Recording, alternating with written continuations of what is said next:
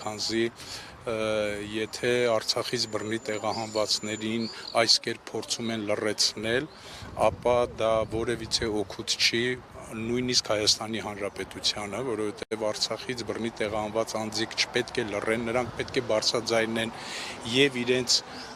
հիմնարար միջազգային իրավունքները, ինչպես նաև երկրում ունեցած իրենց իրավունքները չպետք է նման վերաբերմունք ունենան եւ ընդհանրապես հասարակության նկատմամբ նման վերաբերմունք չպետք է ունենան, չմոռանալով, որ մենք ինչ-որ մի ժամանակ ըստ իշխանությունների ապրում ենք մի երկրում, որը ժողովրդավարության բաստիոն էր համարվում եւ ներկայիս գործողություններով ուղղակի սա կոպիտ խախտում է, այլ կերպ էլ ինչպես պետք է ժողովուրդը իր ձայնը բարձրացնի։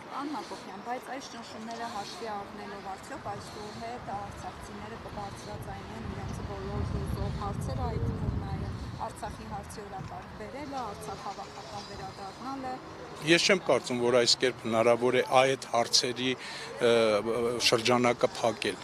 Հարցերը այնքան արժեքավոր են, հարցերը չեն վերաբերվում միայն այն մարդկանց, ովքեր որ ներկայումս ապրում են, հարցերը գալիս են մեր սերունդներից, մեր անցյալից, որովհետև Արցախահայության հայրերն ու եղբայրներն են այս հարցը ավանդել մեզ եւ ես կարծում եմ, որ մենք պարտավոր ենք այդ հարցը փոխանցել մեր սերունդներին եւ հարցը այնքան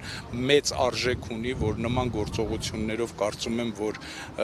լռելը դա ուղղակի անթույլատրելի է։ Արցախի հարցը դա միայն արցախահայության հարցը չի, դա միայն Դավիթ Գալստյանի հարցը չի, Արցախի համայն հայության հարց է, իսկ Լեռնային Ղարաբաղի հակամարտությունը, քանի դեռ կա անարդարության զգացում, դա փակված համարել չի կարելի եւ նույնիսկ միջազգային շատ ատյանների եւ տարբեր երկրների համար Արցախի հարցը դեռ փակ չէ։ Շնորհակալ եմ։